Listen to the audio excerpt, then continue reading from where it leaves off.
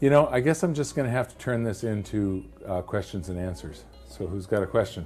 What are your thoughts on Bitcoin? You know, blockchain technology is really interesting, and I think that somewhere, 100 years, 1,000 years from now, historians will look back at the period of time where computers were developed, the internet was developed, and blockchain technology was developed, and that will all be seen as like one moment in history where everything changed.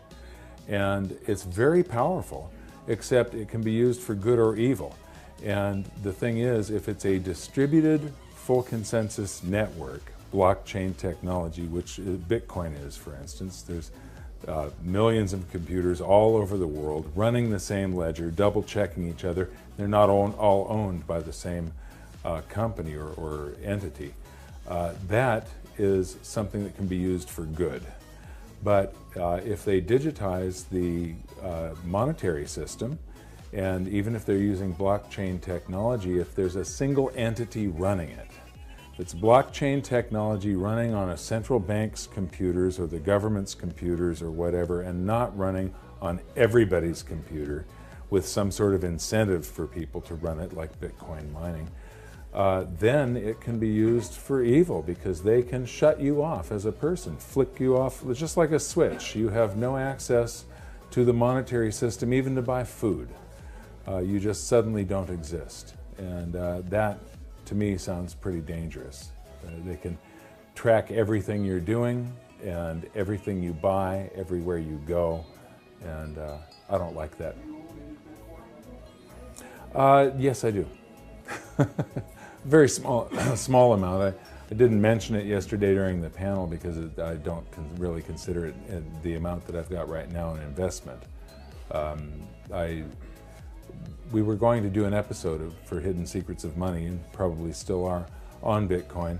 We went to a conference, learned a lot about it, filmed a lot of interviews, and then Bitcoin took a huge plunge and everybody lost interest. So other episodes of Hidden Secrets of Money took precedent to that.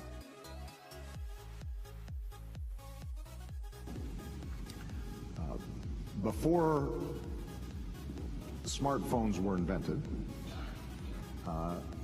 and to this day, if there is probable cause to think that you have abducted a child, or that you are engaging in a terrorist plot, or you are guilty of some serious crime, law enforcement can appear before at your doorstep and say, we have a warrant to search your home, and they can go into your bedroom and into your bedroom doors and rifle through your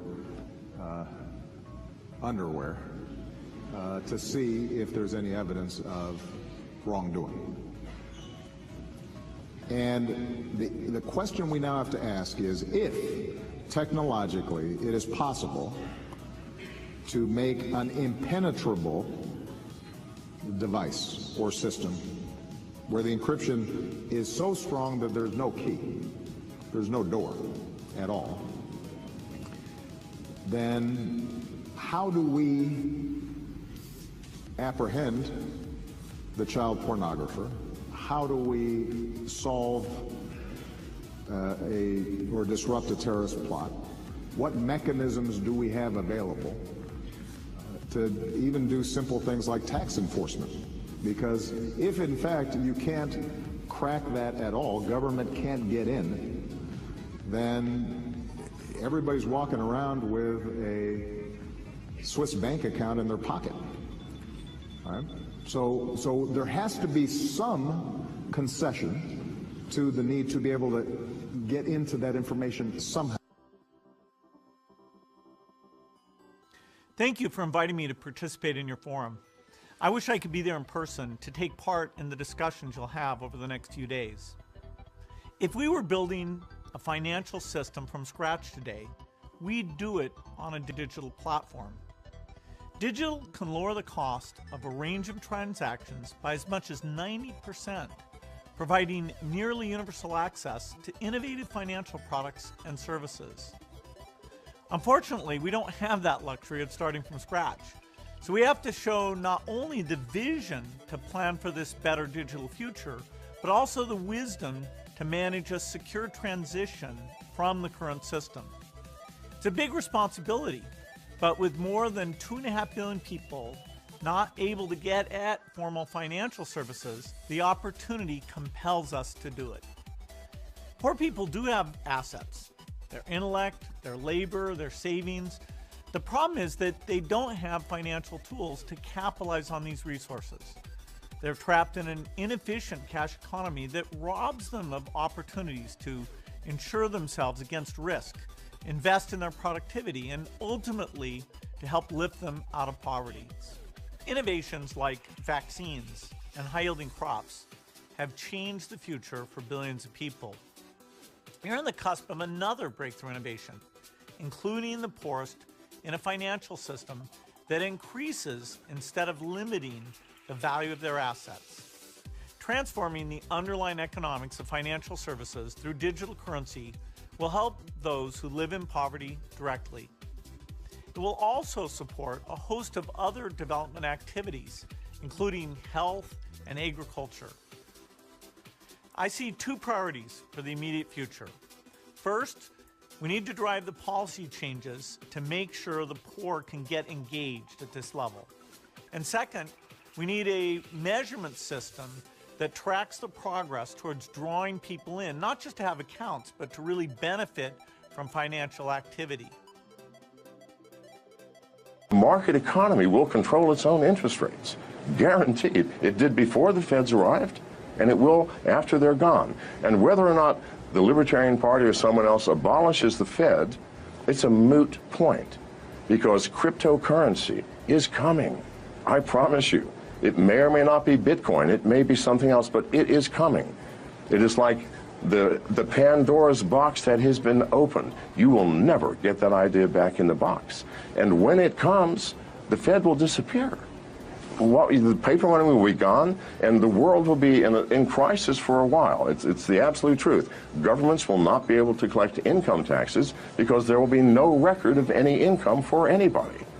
It will be a very, very strange state of affairs, but it is coming. And when it does, shortly thereafter, there will be no Fed.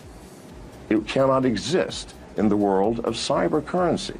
I mean, we're in the world of digital transactions and the digital glue that holds everything together. Do you think that paper money or gold standard has any meaning whatsoever in that world? It does not.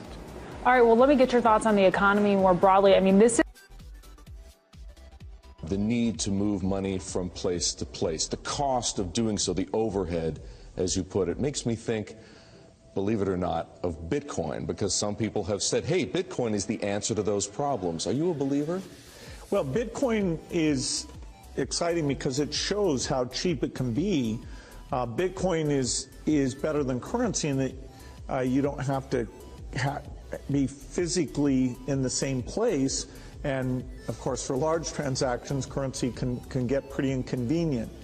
The customers we're talking about aren't trying to be anonymous. You know, they're willing to be known. So the Bitcoin technology is key, and you could add to it, or you could build a similar technology where there's enough attribution that people feel comfortable. This has nothing to do with terrorism or any type of money laundering. The need to move money from place to place, the cost of doing so, the overhead, as you put it, makes me think, believe it or not, of Bitcoin, because some people have said, hey, Bitcoin is the answer to those problems. Are you a believer? Well, Bitcoin is exciting because it shows how cheap it can be. Bitcoin is better than currency in that you don't have to be physically in the same place. And of course, for large transactions, currency can get pretty inconvenient.